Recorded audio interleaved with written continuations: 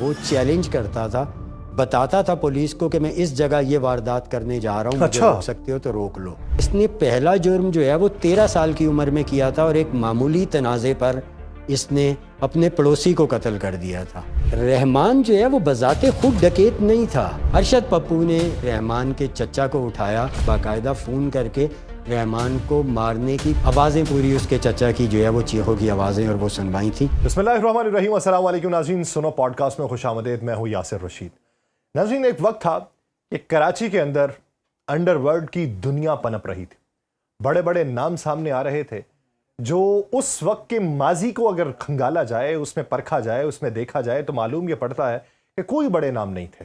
کوئی چھوٹا مزدور تھا، کوئی کسی جگہ پہ کام کرنے والا تھا، کوئی باپ کا بدلہ لینے کو پہنچا، کوئی حالات بدلنے کے لیے پہنچا، کوئی دنیا کے کسی اور شخص سے مرعوب ہو کے اس نے یہ فیصلہ کیا کہ وہ کراچی کے اوپر حق حکمرانی جو ہے اس کو برقرار رکھنے کی کوشش کرے گا اور اس منصب تک پہنچنے کی کوشش کرے گا، اور اس کے راستے میں جو کچھ بھی پھر آتا گیا وہ اسے کاٹتا چلا گیا۔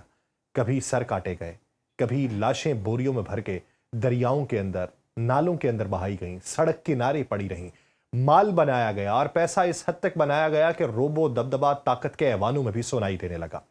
انہی بڑے ناموں کے اندر وہ جو معروف تھے اپنے وقت کے نام، جو اپنے وقت کے بادشاہ بنے ہوئے تھے، جو اپنے وقت کے حاکم کہلانا چاہتے تھے، جن کے ایک اشارے کے اوپر کسی کی زندگی چلنے اور رکنے کا فیصلہ ہوا کرتا تھا، انہی ناموں میں ایک نام رحمان ڈکیت کا ہے، جس کا تعلق کراچی سے تھا۔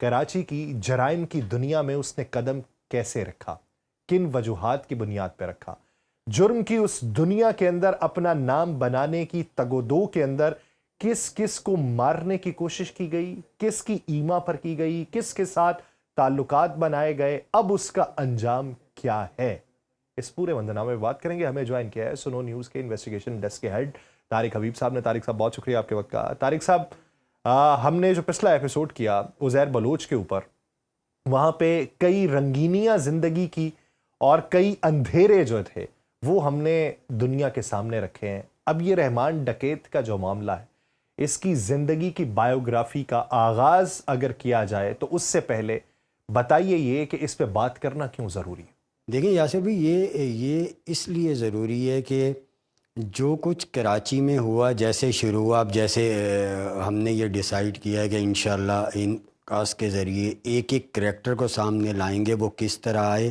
کن ہاتھوں میں پلے بڑھے، کیسے انہیں استعمال کیا گیا اور کیسے انہیں جو ہے وہ اس درجے پر پہنچا دیا گیا، اس مقام پر پہنچا دیا گیا کہ وہ وہاں سے جو ہے وہ ایک بڑا نام بن کے سامنے آئے، جو جرائم کی دنیا میں موجود لوگوں کے لیے آئیڈیل بن گئے کہ ہمیں ان کی طرف جانا ہے۔ اور ہر کریکٹر کے پیچھے ایک کہانی موجود ہے، ہر کریکٹر کے پیچھے جو ہے وہ کچھ نہ کچھ ایسی چیزیں موجود ہیں، کچھ نہ کچھ ایسی اس کے ساتھ ہوئے ظلم موجود ہے کہ جسے دیکھ کر، جیسے ابھی آپ نے ذکر کیا کہ بدلے کے لیے، یا پھر جو ہے وہ مطلب یہ دیکھیں کہ گلیمرائزڈ وے میں کوئی اس طرف نہیں آیا۔ ہم نے عزیر کی بات کی تھی، وہ باپ کے قتل کے بعد جو ہے وہ آیا، حالانکہ وہ ایک شائننگ اسٹوڈنٹ تھا۔ وہ جیسے ہم نے بتایا تھا کہ وہ لیاری جنرل اسپتال میں جاب کرتا تھا، وہ شروع سے ہی کھاتے پیتے گھرانے سے تعلق رکھتا تھا اور وہ جاب بھی خدمت کے جذبے کے تحت کرتا تھا، ایسا نہیں تھا کہ اسے پیسوں کی ضرورت تھی۔ اچھا، لیکن وہ اس دنیا میں تب آیا، اس جرائم کی دنیا میں تب آیا جب اس کے باپ ماما فیضو کو مار دیا گیا تھا، اور ورنہ وہ ابتدائی طور پہ جب رحمان اسے لے کے آیا تھا تو اس کی کوشش یہ تھی کہ اسے ایک پولیٹیکل کریکٹر کے طور پہ سامنے لایا جائے گا، اسی لیے ابتدا میں اسے لیاری امن کمیٹی کا چیئرمین بنایا گیا تھا۔ رحمان کا معاملہ، عبد الرحمان اور ڈکیت کا معاملہ جو ڈکیت کے نام سے مشہور ہوا، اس کا معاملہ ابھی ابتدا میں کچھ اسی طرح کا ہے، لیکن رحمان کا رجحان جرائم کی طرف ہی تھا۔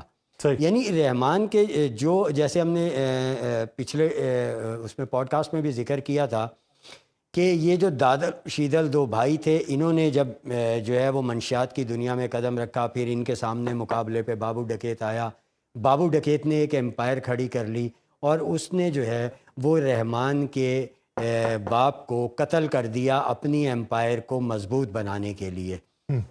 بابو ڈکیت کا معاملہ یہ تھا کہ وہ آپ دیکھیں کہ وہ بتایا یہ جاتا ہے کہ وہ MS تھا اور وہ انگلش میں بات کرتا تھا. اور جو منشیات فروش تھا جس نے پوری اپنی امپائر کھڑی کر لی تھی، اس کے بارے میں جو CIA کے لوگ جنہوں نے اس وقت گرفتار کیا تھا اور پھر جو اس کی رپورٹس بنی، جو اس کی چیزیں سامنے آئیں، ان سے پتہ یہ لگا کہ وہ اس کی تعلیمی قابلیت MS تھی اور وہ انگریزی میں بات کرتا تھا. لیکن اس نے اپنی امپائر بنا لی، رحمان ڈکیت کے باپ کو مار دیا اور اس کے بعد اپنی جو ہے وہ اثر و رسوخ میں اضافہ کرتا چلا گیا. بعد میں CIA نے اسے اس وقت گرفتار کیا جب وہ بوڑھا ہو چکا تھا. اس کی ایک بات اور تھی یاسر بھائی کہ وہ چیلنج کرتا تھا، بتاتا تھا پولیس کو کہ میں اس جگہ یہ واردات کرنے جا رہا ہوں، مجھے روک سکتے ہو تو روک لو جی. اور وہ وہاں وہ کارروائی کر کے باقاعدہ طور پہ فلموں میں ہوتا تھا کہ باقاعدہ طور پہ سائن دیا جاتا تھا، وہ دیا جاتا تھا. اور پھر اس نے جو ہے وہ اس طرح کرتا تھا اور وہ بہت مشہور تھا، اس کے اوپر ہاتھ نہیں ڈالا جا سکا. لیکن اسے اس وقت CIA نے گرفتار کیا جب وہ بوڑھا ہو چکا تھا، جب فالج کا مریض بن چکا تھا، حرکت کرنے سے قاصر تھا. وہ گرفتار ہوا، پھر اس کی ویڈیو بیان بھی ریکارڈ ہوئے. اس نے ذکر کیا کئی فلمی ہیروئن سے معاشقوں کا، کئی جو ہے وہ سیاست دانوں سے قریبی روابط کا، کئی رنگین محفلوں کا. بلکہ اس میں تو یاسر میں یہ کہوں گا کہ یہ جتنے بھی لوگ ہیں، جیسے جب چودھری اسلم شہید نے گرفتار کیا تھا عبد الرحمن کو، رحمان ڈکیت کو، اگر وہ ویڈیو بیان بھی سامنے آ جائے، اگر بابو ڈکیت کا ویڈیو بیان بھی سامنے آ جائے، اگر سولت مرزا کا ویڈیو بیان بھی سامنے آ جائے، اگر جو ہے عزیر کا ویڈیو بیان بھی سامنے آ جائے، تو ہمارا جو پولیٹیکل سسٹم ہے یہ ننگا ہو کے رہ جائے گا. تو اسی لیے جو ہے وہ یہ ویڈیو بیانات سامنے نہیں آتے، اور یہ ان کی بات، ان کی چیزیں، ان کے انکشافات سامنے نہیں آتے. ہم نے لاسٹ پوڈ کاسٹ کے آخر میں یہی ذکر کیا تھا کہ جو اوریجنل JIT وہ تو JIT رپورٹ تھی، وہ تو سامنے ہی نہیں لائی گئی. ورنہ پھر عزیر بتاتا نا کس نے بنایا تھا، اس نے کس نے چڑھایا اسے. عزیر تو ایسا نہیں تھا، وہ تو جیسے ہم نے ذکر کیا کہ وہ تو ایک شائننگ اسٹوڈنٹس تھا اس کا. اگر وہ اور میں آپ کو بتاؤں کہ میں جب اس کا انٹرویو کرنے گیا تھا تو یاسر بھی میں نے اس کی ٹیبل کے، وہ جو ہم نے تصویر بھی چلائی تھی، اس ٹیبل کے نیچے میں نے مختلف جو ممالک تھے ان کے میگزینز رکھے ہوئے دیکھے تھے جن کا وہ مطالعہ کرتا تھا. اور جب میں نے اس کا وہ انٹرویو کیا تھا جو پاکستان ٹوڈے میں بھی شائع ہوا، جو پیک میں بھی شائع ہوا اور جو ہمال ساؤتھ ایشین میں بھی شائع ہوا، اس میں اس نے ان میگزین سے مجھے ریفرنسز کوڈ کیے تھے. تو مطلب جیسے اب کہنے کا مقصد یہ کہ وہ اس طرف کیسے آیا تھا، یہ ہم نے پچھلے اس میں بتایا. عبد الرحمن کا معاملہ بھی کچھ اسی طرح ہوا کہ یہ اس جرائم کی دنیا کی طرف جب اس کے باپ کو مار دیا گیا، بابو ڈکیت نے مار دیا، تو یہ آیا اور یہ جو ہے وہ اس کو جو شیدل تھا، وہ جب داتل کو مار دیا گیا تو شیدل جو تھا وہ اپنے 7 بیٹوں کے ساتھ منشیات کا جو ہے وہ کاروبار سنبھال رہا تھا بابو ڈکیت کے مقابلے میں، جس میں یاسر عرفات اور ارشد پپو شامل تھے. اس نے عبد الرحمن کو اپنی سرپرستی میں لے لیا، بالکل اسی طرح جس طرح آگے چل کے پھر رحمان نے عزیر کو اپنی سرپرستی میں لے لیا تھا جب اس کے باپ کو مار دیا گیا. اس نے اپنی سرپرستی میں لے لیا. تو رحمان جو ہے وہ چونکہ ایک کرمنل مینٹیلٹی رکھتا تھا، اس نے پہلا جرم جو ہے وہ 13 سال کی عمر میں کیا تھا اور ایک معمولی تنازع پر اس نے اپنے پڑوسی کو قتل کر دیا تھا. اور اس کی عمر اس وقت کیا ہوگی؟ آپ کو جس کو قتل 13 سال تھی. نہیں، جس کو قتل کیا گیا اس کی عمر کیا ہوگی اس وقت؟ وہ پڑوسی مرد تھا، مطلب اس گھر کا کفیل تھا، مرد تھا، وہ لڑکا نہیں تھا. اور اس کی ایک بات بتاؤں کہ رحمان کے بارے میں کہا جاتا ہے کہ اس نے اپنی ماں کو بھی قتل کیا تھا. اور ماں کو قتل اس لیے کیا تھا، جو وہاں پہ کی جاتی ہے، جو اس کے لوگ تھے جو وہ بتاتے ہیں اور جو CIA رپورٹس بتاتی ہیں کہ اس نے وہ قتل اس لیے کیا تھا کہ اس کی ماں کے جو اس کا باپ کا قاتل تھا بابو ڈکیت، اس کے ساتھ ناجائز تعلقات تھے. اب یہ رپورٹس بتاتی ہیں اور وہاں کے لوگ بتاتے ہیں، اس وجہ سے اس نے اپنی ماں کو بھی قتل کر دیا تھا. پھر یہ جو ہے وہ اس گروپ میں شامل ہوا اور چونکہ بہت زیادہ ایکٹیو اور تیز تھا تو یہ جو ہے وہ تیزی سے آگے بڑھتا چلا گیا. ارشد پپو اور یاسر عرفات کے ساتھ. رحمان جو ہے وہ بذات خود ڈکیت نہیں تھا، یعنی ڈکیت کی میں بات کر رہا ہوں، ڈکیت نہیں تھا. اس کے ساتھ جو ڈکیت لگا وہ اس لیے لگا کہ جو اس کے باپ کا قاتل تھا بابو ڈکیت، اس نے اس کے گروپ کو کیپچر کیا اور بابو ڈکیت کے تمام لڑکے اپنے ساتھ ملا لیے تھے. تو اس کی وجہ سے وہ بابو ڈکیت والی جو عرفیت تھی وہ رحمان کے ساتھ آ گئی. اچھا، تو یہ رحمان ڈکیت بن گیا. ٹھیک. یہ گینگسٹر تھا، یہ نامور گینگسٹر تھا، اس نے ایک عروج دیکھا، لیکن لفظ جو ڈکیت جو اس کی عرفیت تھی وہ اس وجہ سے نہیں لگی کہ رحمان ڈکیتیاں مارتا تھا، وہ اس وجہ سے لگی کہ جو اس نے گروپ کیپچر کیا مخالف تھا، گینگ جو تھا اس کا خاتمہ کرنے میں یا اس کے لوگوں کو اپنی طرف راغب کرنے میں کامیاب رہا، اپنی تو طرف راغب پھر کرنے کے اس کا بعد ٹائٹل جو ہے بیسیکلی اس نے وہ اپنے ٹائٹل ساتھ چھینا. لے لیا. جی ایگزیکٹلی، بیسیکلی اس نے بابو ڈکیت کا ٹائٹل ڈکیت چھینا تھا، جو پھر آٹومیٹیکلی اس کے ساتھ لگ گیا، اور افشانی گلی جو آج تک بہت مشہور ہے اسی کو اس نے اپنا ہیڈ کوارٹر بنایا اور وہاں سے اس نے کام شروع کر دیا.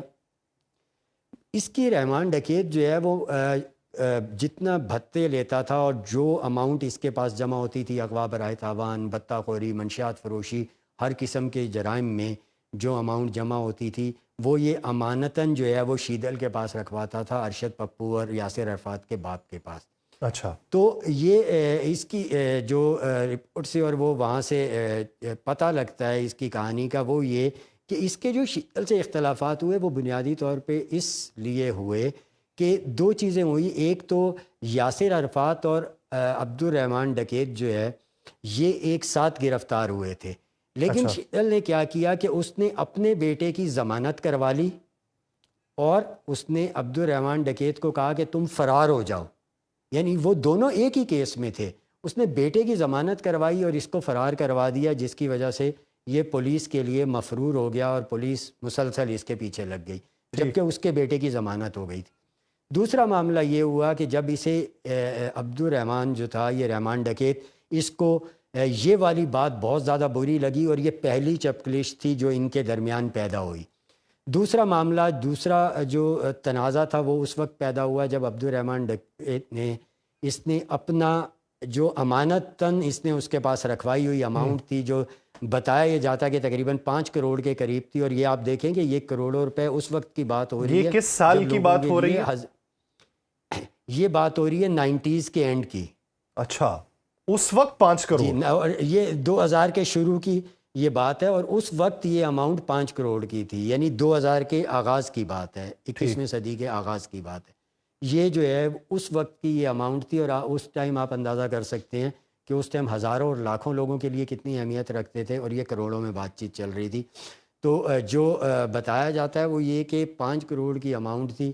وہ جب اس سے لینے کی بات کی گئی تو اس نے دینے سے انکار کر دیا، بلکہ نہ صرف انکار کیا بلکہ اس کو رحمان ڈکیت کو گرفتار بھی کروا دیا. اچھا. رحمان ڈکیت گرفتار ہوتا ہے، یہ وہاں سے جو ہے وہ جیل چلا جاتا ہے. پھر جب اس کی گرفتاری ہوتی ہے طارق بھائی، یہ بتائیے اس وقت اس کے اوپر کم از کم قتل کے کتنے الزامات تھے؟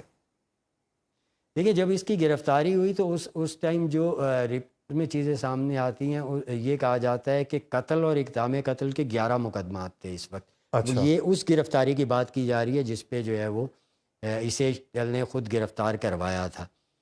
اب اس کو جو ہے، اچھا یہ جب واپس آتا ہے اور وہ یہ گرفتاری کے بعد اپنی ضمانت کرواتا ہے، معاملہ ختم کرواتا ہے، کچھ بعد جو ہے وہ کراچی سٹی کورٹ اسے لایا جاتا ہے، تو یہ اس کی ضمانت منظور نہیں ہو رہی ہوتی، تو یہ سٹی کورٹ سے فرار ہو جاتا ہے. یہ فرار ہوتا ہے تو اس کے بعد پھر یہ فرار ہونے کے بعد لیاری میں آ جاتا ہے. لیاری میں آ کے یہ وہی گروپ جو یہ پہلے بنا چکا تھا اور بابو ڈکیت کا گروپ توڑ کے اس کا جو ٹائٹل تھا وہ حاصل کر چکا تھا، اسی گروپ کو ایکٹیو کرتا ہے اور یہ مقابلے میں کھڑا ہو جاتا ہے ارشد پپو، شیدل اور یاسر عرفات کے. ٹھیک. اور یہ ان کے سامنے کھڑا ہو کے غصے میں یہ ان سے بدلہ لینے کے لیے ایکٹیو ہو جاتا ہے. اس موقع پر جو ہماری پولیس تھی وہ جو ہے وہ بجائے ان جرائم کو روکنے کے وہ دونوں گروپ سے مال بٹورنے میں لگی ہوئی تھی اور خوب پیسہ کمایا جا رہا تھا. جو وہاں کی مقامی پولیس تھی اس کا کام صرف یہ رہ گیا تھا اس وقت کہ وہ دونوں گروپ سے جو ہے وہ خوب پیسے کما رہے تھے، بٹور رہے تھے، اور ان کو جرائم کی کھلی اجازت دی ہوئی تھی. اس موقع پر جو ہے وہ عبد الرحمان اور ارشد پپو کے درمیان تنازعات بڑھتے بڑھتے ایک دوسرے کے گروپ کے لڑکے مارنے کا سلسلہ بھی شروع ہو جاتا ہے. اچھا. اب ہوا یہ کہ عبد الرحمان نے اپنے جو ہے وہ بدلہ لینے کے لیے جو اس کے ساتھ ہوا تھا، اس نے ارشد پپو کے چچا کو اٹھایا، بلکہ ارشد پپو کا چچا نہیں تھا، محمد انور نام تھا، اور وہ بنیادی طور پہ ارشد پپو کی جو منشیات فروشی کے جو اماؤنٹس آتی تھیں اس کی ساری لین دین کا حساب رکھتا تھا، بتہ خوری کے جو معاملات تھے ان کا حساب رکھتا تھا، اور کہا یہ جاتا ہے کہ وہ ارشد پپو کا ماموں سسر بھی تھا، یعنی اس کی بیوی کا ماموں تھا، تو وہ یعنی اس قریبی کو بھی بہت اس تھا۔ چکر میں اٹھایا گیا کہ اس کو میری 5 کروڑ کی رقم کا معلوم ہوگا۔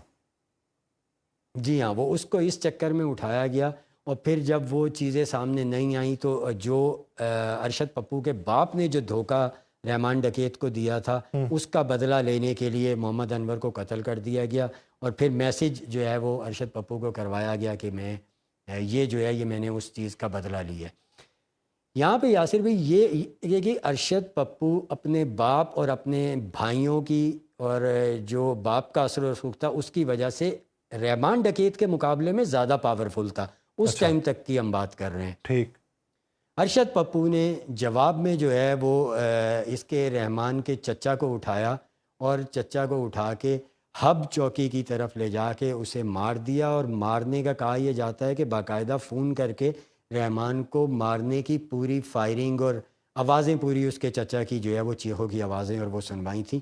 تو پھر یہ بتائیے کہ جب اس کے چچا کو مارا گیا تو اس کے نتیجے کے اندر رحمان ڈکیت نے پھر کون کون سے جرائم کیے ہیں اور اس کا نتیجہ پھر کیا نکلا ہے؟ ارشد کا زوال کہاں سے شروع ہوا؟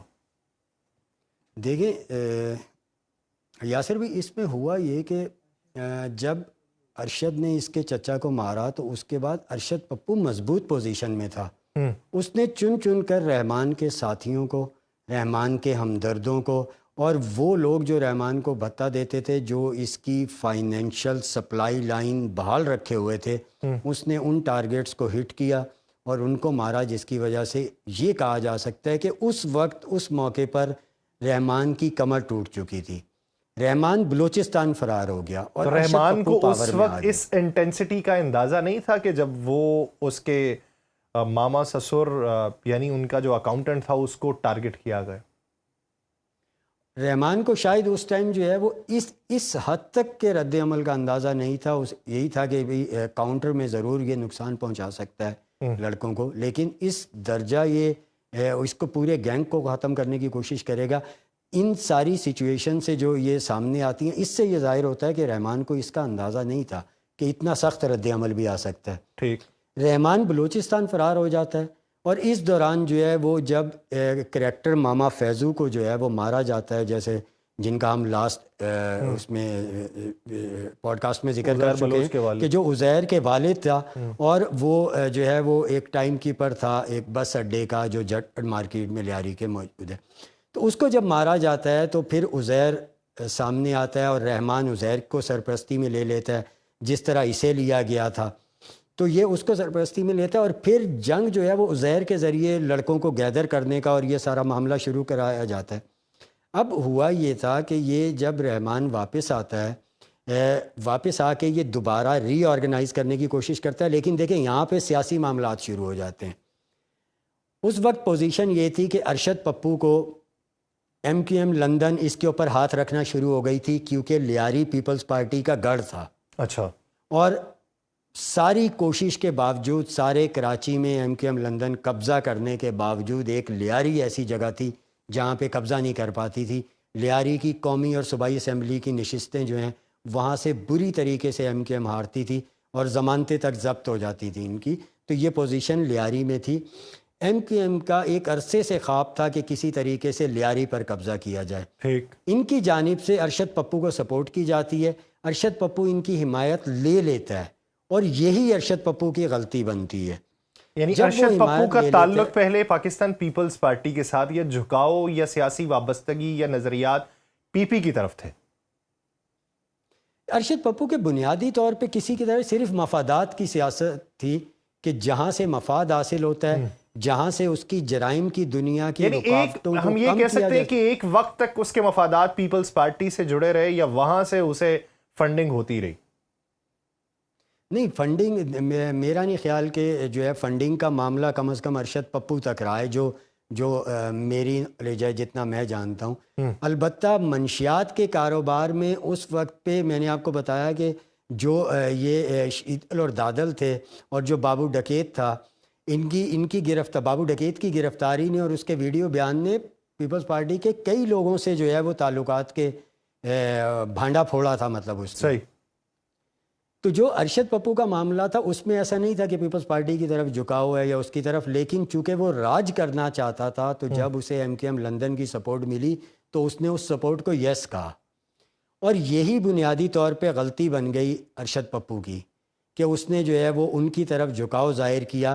جیسے ہی ان کی طرف جھکاؤ ظاہر ہوا تو پھر ارشد پپو ایک دن گرفتار ہو جاتا ہے اور گرفتار کر کے اسے جیل بھیج دیا جاتا ہے اور وہاں سے پھر رحمان ڈکیت کی واپسی ہوتی ہے. اچھا. پھر رحمان ڈکیت جب واپس آتا ہے تو اس وقت ارشد پپو منظر عام پہ نہیں ہے اس کے مقابل، وہ جیل کی سلاخوں کے پیچھے، وہ جیل کی سلاخوں کے پیچھے تھا. اور وہاں سے جو ہے وہ جب یہ رحمان واپس آتا ہے تو رحمان کو پھر ایم کیو ایم کی مخالفت میں جو ہے وہ پیپلز پارٹی کی طرف سے سپورٹ دی جاتی ہے. مطلب اس جو یہ سیاسی جماعت تھی اس کی طرف سے، جو خود جو ہے وہ عزیر کی جی آئی ٹی میں اور رحمان کی تفتیش میں اور وہاں کے لوگوں کے حوالے سے جو چیزیں سامنے آتی ہیں، ہم ٹوٹلی اسی پہ بات کر رہے ہیں، تو وہاں سے سپورٹ دی جاتی ہے. رحمان کو کھڑا کیا جاتا ہے. اب رحمان وہاں پہ آ کے قبضہ کر لیتا ہے. جب رحمان کو سیاست کا جو ہے وہ مزہ آنے لگتا ہے تو رحمان جو ہے وہ پھر پوری طرح سرگرم ہو جاتا ہے اور اس کا دماغ یہ کہتا ہے کہ ایک ایسا سیاسی پلیٹ فارم بنایا جائے جو ٹوٹلی رحمان کے انڈر ہو اور وہ پورے لیاری پہ بیٹھ کے راج کرے اور اس کے کہنے پر لیاری میں تبدیلیاں ہوں اور لیاری میں سیاست ساری اس کے کہنے پہ ہو. تو یہ وہ موقع ہوتا ہے کہ جب رحمان اپنا پلیٹ فارم لیاری امن کمیٹی کے نام سے لانچ کرتا ہے. اس کے ساتھ ساتھ رحمان جو ہے وہ پیپلز پارٹی کو بھی آنکھیں دکھانی شروع کر دیتا ہے. اچھا. اور جب بلدیاتی انتخابات ہوتے ہیں تو پیپلز پارٹی کے نمائندوں کے مقابلے میں رحمان ڈکیت کے نمائندے کھڑے ہوتے ہیں اور وہ نمائندے کلین سویپ کرتے ہیں، یعنی پیپلز پارٹی کے امیدوار وہاں سے جیتنے کے قابل نہیں رہتے. اچھا. یہ چیز جو ہے وہ لازم بات ہے. پھر جو ہے وہ سیاسی جماعت کو بری لگتی ہے تو وہاں سے جو ہے وہ پھر آپ یہ دیکھیں کہ پھر جو ہے وہ ارشد پپو کی رہائی عمل میں آ جاتی ہے اور رحمان کی گرفتاری کے لیے چھاپے مارے جانے لگ جاتے ہیں. اچھا.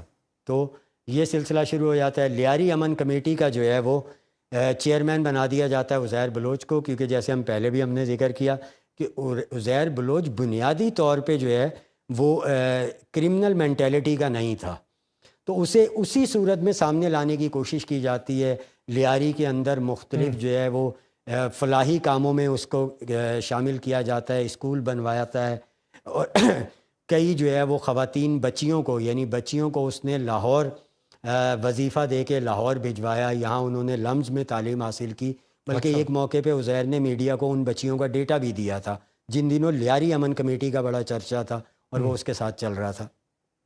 اسی طرح یہ سب کچھ جو ہے وہ بنیادی طور پہ رحمان کرا رہا تھا.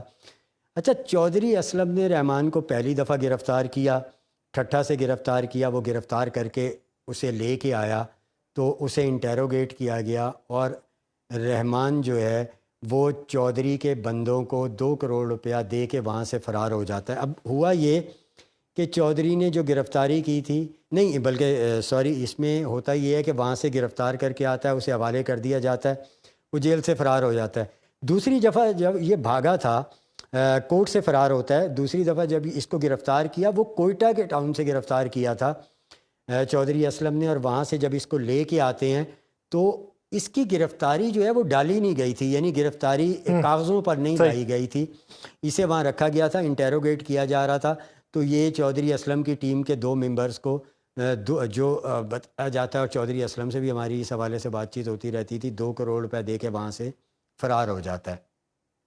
تو اب چونکہ یہ کاغذوں پر گرفتاری نہیں تھی تو اس کی کوئی آفیشیل تحقیقات نہیں ہوتی، آفیشلی کسی کو ذمہ دار نہیں ٹھہرایا جاتا. لیکن اس کی گرفتاری کا معاملہ یہ تھا کہ حساس ادارے بھی اس میں جو ہے وہ ساتھ تھے گرفتار کروانے میں.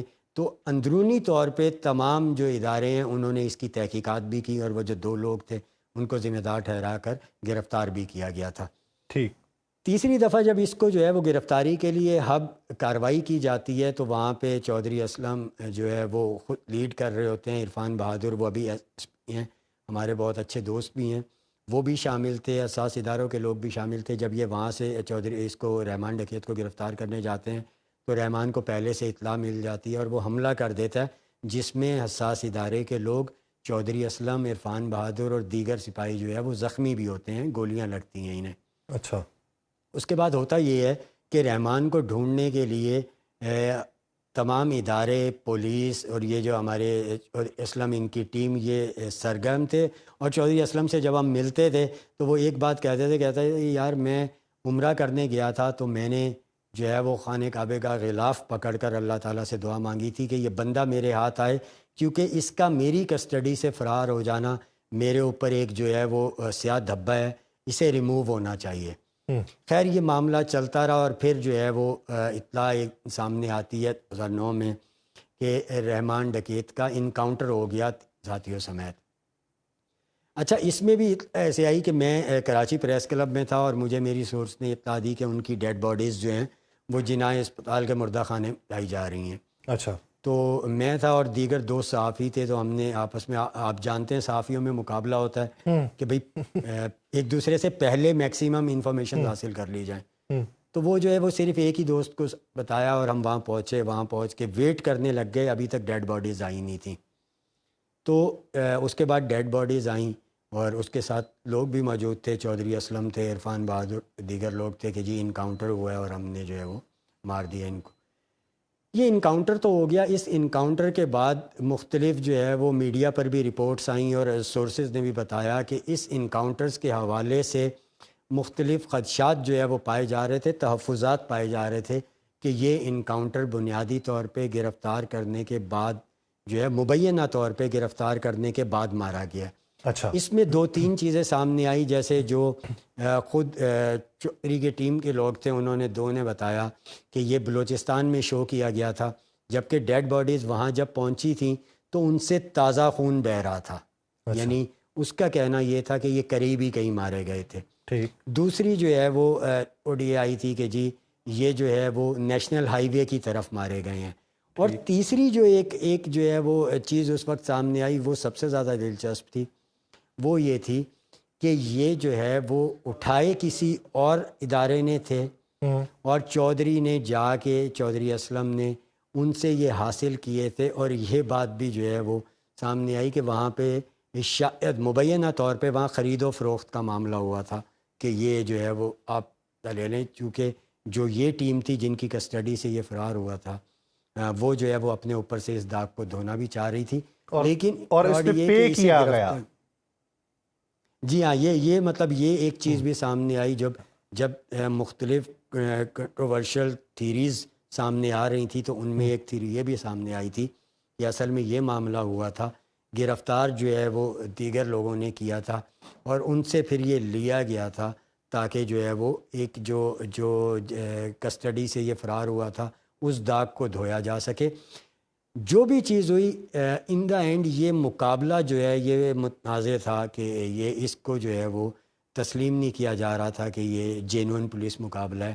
اسے جو ہے وہ مختلف رپورٹس بھی آتی رہیں، انکوائریاں بھی ہوتی رہیں، چیزیں بھی آتی رہیں کہ یہ جو ہے وہ اینڈ تک جو ہے وہ اسی بات میں زیادہ وزن رہا اور زیادہ یہی بات ہوتی رہی کہ مختلف کنٹروورشل تھیریز کے ساتھ جو ہے وہ یہ بتایا جاتا تھا کہ یہ مقابلہ جینون نہیں تھا، لیکن ان دا اینڈ رحمان ڈکیت جو ہے وہ اپنے انجام تک پہنچا۔ اچھا چلیں، میں نے لاسٹ پوڈ کاسٹ میں بھی آپ سے سوال کیا تھا کہ عزیر بلوچ تو چلیں اس وقت جیل کی سلاخوں کے پیچھے، رحمان ڈکیت تو مارا گیا، رحمان ڈکیت کے پاس پیسہ کتنا تھا؟ اس کے مارے جانے کے بعد اس کی سلطنت کا وارث کون بنا؟ پیسہ کہاں پہ استعمال ہوا؟ اس کی انویسٹیگیشن کیا ہوئی اور اس کی رپورٹس کیا منظر عام پہ آئیں؟ اب عملی شکل اس کے خانوادے کی کیا ہے؟ یاسر بھی اس میں نا مختلف چیزیں ہیں، مطلب آپ ایک اور چیز میں آپ سے ڈسکس کرتا ہوں جو مجھ سے ایک جو ہے وہ ادارے کے فرد نے ڈسکس کی تھی، میں آپ سے کرتا ہوں، تو آپ پورے ملک میں کہیں پر بھی اس کو امپلیمنٹ کر کے دیکھ لیجئے گا، آپ کو نا چیزیں تھوڑی سی سمجھ آنے، چاہے وہ کچے کے ڈاکو ہوں، چاہے وہ لیاری ہو، چاہے وہ دیکھیں یاسر بھی مطلب سوچے کہ یہ رحمان ڈکیت ہو گیا، عزیر بلوچ ہو گیا، بابا لاڈلا ہو گیا، نورا ہو گیا، یہ سارے جو تھے یہ آپ یہ بینک اکاؤنٹس کھلواتے ہوں گے کیا یہ اماؤنٹس رکھنے کے لیے؟ نہیں، کبھی بھی نہیں۔ نہیں نا، تو یہ کہاں رکھتے ہوں گے؟ اپنے گھروں میں؟ کبھی بھی نہیں۔ یہ کچے کے ڈاکو کو بھی اس میں شامل کر لیجئے گا۔ ٹھیک۔ یہ مطلب یہ کسی نہ کسی گارنٹر کے پاس ہی رکھتے ہوں گے. ایگزیکٹلی گارنٹر کے پاس یہ رکھتے تھے. اور پھر اس میں یہ ہوتا تھا کہ بنیادی طور پہ اس گارنٹر کی ملی بھگت سے اگر کسی گینگسٹر کو مارا جاتا تھا تو اس گینگسٹر کی ملی بھگت سے ہی مارا جاتا تھا. وہ اطلاع دیتا تھا کہ جی یہ اتنی اماؤنٹ ہو گئی ہے اس کی, یہ اماؤنٹ یہاں پڑی ہوئی ہے اس کی, اتنی میرے پاس موجود ہے, اتنی یہاں پڑی ہوئی ہے. یہ جو جعلی قسم کے آپریشن کیے جاتے ہیں نا, ان کے پیچھے یہ لاجک ہوتی ہے کہ جو اماؤنٹ ہے اور جو چیزیں ہیں یہ انہیں پتہ ہوتا ہے کہ یہ ہمیں وہاں سے مل جائیں گی. یہ کچے کے ڈاکوؤں کا بھی آپ یہی لگا دیں کہ بھائی کروڑوں روپیہ وہ اغوا برائے تاوان کا وصول کرتے ہیں, تو کون سا بینک ہے جو اکاؤنٹ کھول کے ان کے پیسے رکھتا ہے؟ اور پھر ایسے کو وہ ہر دوسرے دن تو وہ فرار ہو کے کبھی کسی دوسری جگہ, کبھی کسی دوسری جگہ, کبھی بلوچستان کی طرف نکل جاتے ہیں, کبھی کسی طرف نکل جاتے ہیں. تو پھر وہاں پہ اور پھر آپریشنز جو ہیں یہ ایک مخصوص ٹائم پیریڈ میں ہی کیوں ہوتے ہیں, چاہے وہ لیاری ہو چاہے وہ کچے گئے. کہنے کا مقصد یہ کہ یہ معاملات یہ تھے کہ اماؤنٹ جو تھیں ان کے گارنٹرز کے پاس تھیں, اور پھر آپریشنز بھی وہی کرواتے تھے. پھر جب معاملات آگے بڑھے تو یہ آیا کہ انہوں نے جو ہے وہ مسقط کی طرف, دبئی کی طرف, اور یہاں جو ہے وہ انہوں نے انویسٹمنٹ شروع کی. جب انہیں باہر کی پارٹیاں ساتھ ملنا ان کے شروع ہو گئیں, اور جب ان کو وہ لوگ ملے جو ان ممالک سے, ان ریاستوں سے ان کے مددگار ثابت ہوئے, تو انہوں نے پھر ان کے جو ہے وہ بزنس وہاں پہ کروایا اور انہوں نے اماؤنٹس وہاں مٹ کرنی شروع ہوئی. اور ادروائز جو بالکل لوکل کرمنلز تھے, یعنی جو ان کے لوکل لڑکے تھے, ان کے بارے میں تو بتایا جاتا ہے کہ ان کا جو حصہ جاتا تھا وہ لازم بات ہے بہت کم ہوتا تھا, لیکن وہ اپنے گھروں میں ہی رکھتے تھے. ٹھیک, تو پھر وہ مال غنیمت ہوتا تھا. جو بھی آپریشن کرتا تھا وہ جب ان کے گھروں میں داخل ہوتا تھا تو ان کے لیے مال غنیمت ہوتا تھا.